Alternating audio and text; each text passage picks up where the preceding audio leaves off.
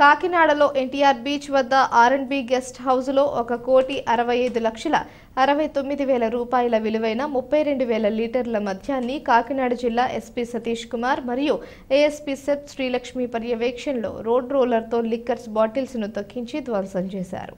కాకినాడలో ఎన్టీఆర్ బీచ్ వద్ద ఆర్&బి guest house రోడ్లో 1,65,09,000 రూపాయల విలువైన 32,000 లీటర్ల మద్యాన్ని కాకినాడ జిల్లా ఎస్పీ సతీష్ కుమార్ మరియు ఏఎస్పీ సెప్ శ్రీలక్ష్మి పర్యవేక్షణలో రోడ్ రోలర్తో లిక్కర్ బాటిల్స్ను తొక్కించి ధ్వంసం చేశారు.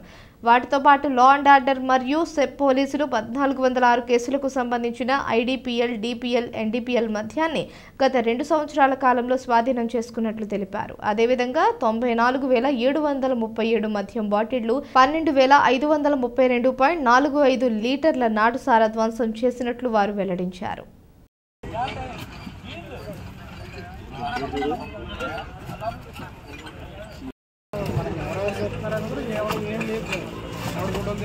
నువ్వు మాట్లాడగాలి, నేను అన్నదే నీకు ఆ విషయం తెలుసు. నేను ఎందుకన్నా